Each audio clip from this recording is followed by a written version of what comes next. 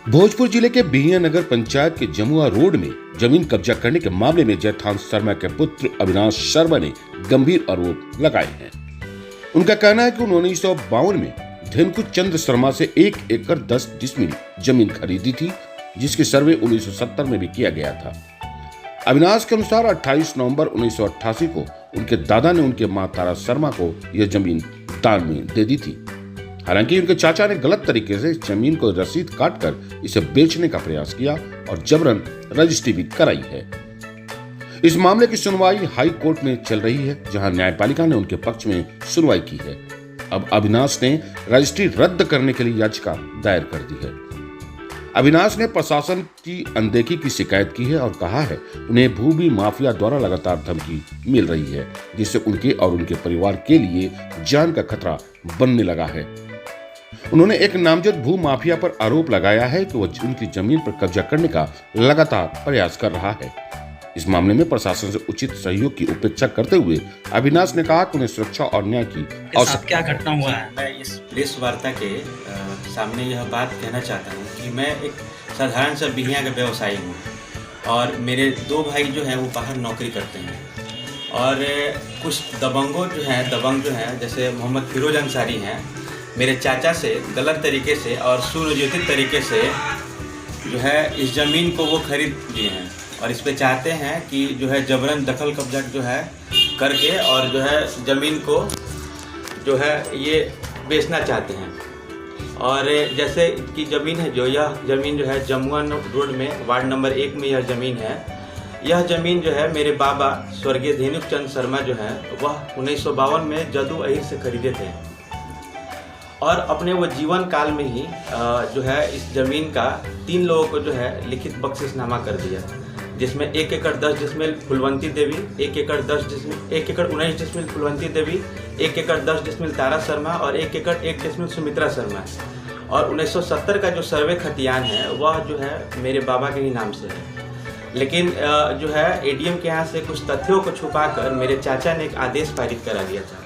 उस आदेश के बल पे जो है उसका रसीद कटाया और उस रसीद को कटा के और यह एक भू माफिया मोहम्मद फिरोज अंसारी हैं, उसको यह ज़मीन बेच दी और तब से जो है वह ज़मीन पे जो है जबरन दखल कब्जा करने के फिराक में लगा हुआ है। और उसका एक भाई है जो बरहपुर थाना में है, वो पुलिस में है, बराबर जो है फ़ोन के माध्यम से और लोगों के माध्यम से जो है बराबर वो धमकी दिलवाता है कि जो है मैं जो है पुलिस में हूँ, तुम लोग मेरा कुछ नहीं बिगाड़ पाओगे। और कई तरह से जो है मानसिक और शारीरिक रूप से जो है ये लोग मतलब लगे हुए हैं कि किसी तरह जो है इनका मनोबल तोड़ के इनको जो है किसी तरह ज़मीन पे इन लोग को डरा धमका के भगा दें और ज़मीन को जो है जबरन दखल कब्जा कर दें। अभी किसके कब्जा में ज़मीन है वो? अभी यह ज़मीन जो है हम लोग तीनों भाई हैं, तीनों भाई के दखल कब्जा में। मेरे बाबा ने जब मेरी माँ को 28/11/1988 को डीड नंबर 140/04 निबंधित बख्शिशनामा लिखा था, उस समय से ही यह ज़मीन जो है हम लोग के दखल कब्जे में है। वहाँ एक बोरिंग का घर भी है जिसमें करीब 40 वर्षों से हम लोग का बोरिंग चलता है और अभी भी जो ज़मीन जो है हमारे दखल कब्जा में है, वहाँ हमारी खेती होती है। और बिहिया के कर्मचारी हैं जो उस ज़मीन पे जो है कुछ पैसे के लालच में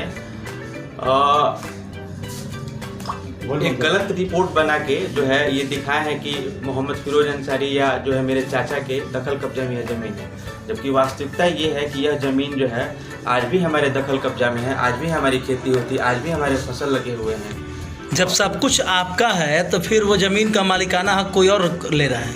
मालिकाना हक इसलिए लोग दावा कर रहे हैं कि सरकारी तंत्र भ्रष्ट हो चुका है।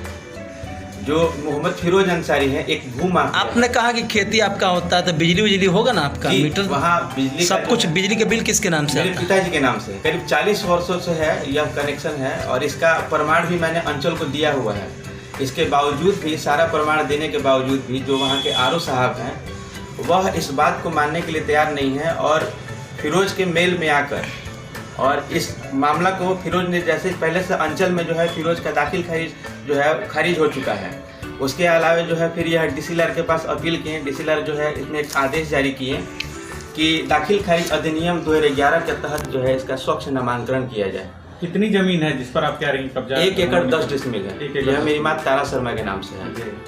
और वहाँ से डीसीएल सर के यहाँ से एक आदेश पारित करा के लाएँ, जबकि दाखिल खारिज अधिनियम 2011 यह कहता है कि वैसे मामलों में दाखिल खारिज की स्वीकृति नहीं दी जा सकती जिसमें पहले से टाइटल सूट लंबित है। इसमें टाइटल सूट भी लंबित है और उसके अलावे जो है हाईकोर्ट में भी यह जो है ये केस जो है लंबित है। लेकिन इसमें जो अंचलाधिकारियों की इतनी मिली भगत है फिरोज के साथ कि एक दिन में आज अगर फिरोज म्यूटेशन के लिए आवेदन देते हैं और अगले 8 घंटे में जो है यह आम खास सूचना तक पहुंच जाती है। इसे आप लोग खुद जो है, मैं मीडिया के माध्यम से यही कहना चाहता हूं कि इस जो है मामले की जो है सख्ती से और बहुत बारीकी से जांच की जाए।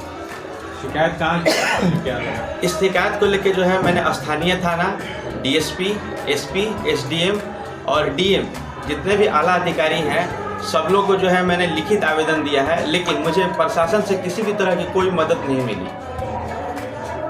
अब आगे आप क्या चाहते हैं? आगे मैंने जो है डीएम साहब को लिख के दिया हुआ है कि अगर इस मामले में कार्रवाई नहीं करेंगे।